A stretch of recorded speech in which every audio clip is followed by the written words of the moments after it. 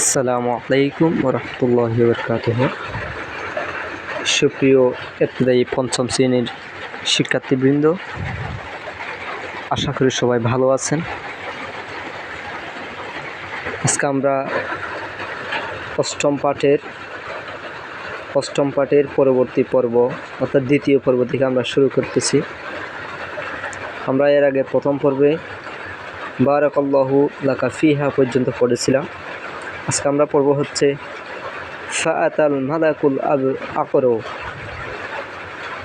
ফেরেশতাটি ঠাক মাথা বিশিষ্ট লোকটির কাছে গেল। ফেরেশতাটি ঠাক মাথা বিশিষ্ট লোকটির কাছে গেল।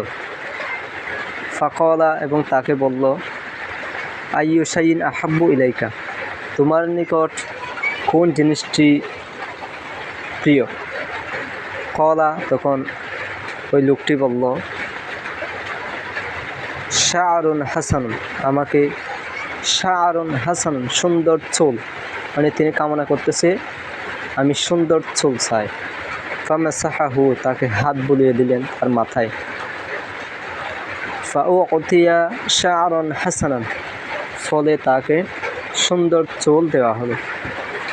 ফাকলা, এবং তাকে বলা হলো আবার, আইয়ুল মালি আহাব্বু ইলাইকা, তোমার কোন সম্পদ সবচেয়ে প্রিয়?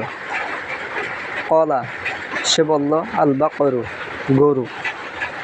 ফাউতিয়া বাকরতন হামিলাতন, আমরা এর আগে পড়েছিলাম বাকরতন হামিলাতন অর্থ হচ্ছে গর্ভবতী গাভী। ফলে তাকে ফাউতিয়া বাকরতন হামিলাতন, ফলে তাকে গর্ভবতী একটি গাভী দেওয়া হলো। ফাকলা, এবং তাকে বলা হলো, বারাকাল্লাহু লাকা ফিহা, আল্লাহ এতে আপনার মঙ্গল করুক। আমরা পরবর্তী পৃষ্ঠাতে যাই।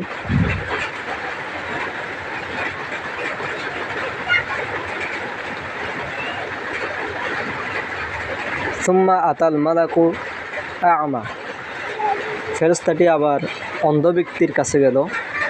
ফাকলা, এবং তাকে বলল, আইয়ু শাইইন আহাব্বু ইলাইকা, তোমার নিকট কোন জিনিসটি অধিক প্রিয়? ফাকলা, লোকটি বলল, আইয়ারুদ্দাল্লাহ, আল্লাহ যদি চাই, ইলাইয়া বাসরি, আল্লাহ যদি আমাকে চাই, আমার দৃষ্টি শক্তিটি আমাকে ফিরিয়ে দিন। মানে ওনার কামনা হচ্ছে আমার দৃষ্টি শক্তিটি আল্লাহ কর্তৃক যদি আমাকে ফিরিয়ে দিন, এটাই আমার কামনা। ফামাসাহাহু, তাকে তার চোখে হাত বুলিয়ে দিলেন। ফারাদ্দাল্লাহু ইলাইহি বাসরাহু, আল্লাহ তাকে সুন্দর চোখ, সুদর্শন দৃষ্টি তাকে দেওয়া হলো।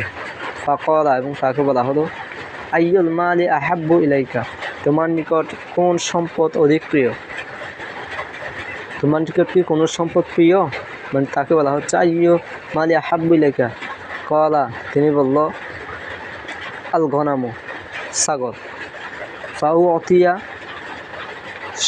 ফাউতিয়া, তাকে দেওয়া হলো শাতান ওয়ালিদাতান, তাকে একটি গর্ভবতী ছাগি দেওয়া হলো। সম্মানিত শিক্ষার্থীবৃন্দ, আমরা আজকে এই পর্যন্ত পড়লাম। আমরা আগামী পর্বে আমরা ইনশাল্লাহ পরবর্তী পড়াগুলো আমরা অনুবাদ করে দেব ইনশাল্লাহ। আমাদের মাদ্রাসা শিক্ষা, এডুকেশন অফ মাদ্রাসা এই চ্যানেলের সাথে থাকবেন, আমাদের ফেসবুক পেজের সাথে থাকবেন।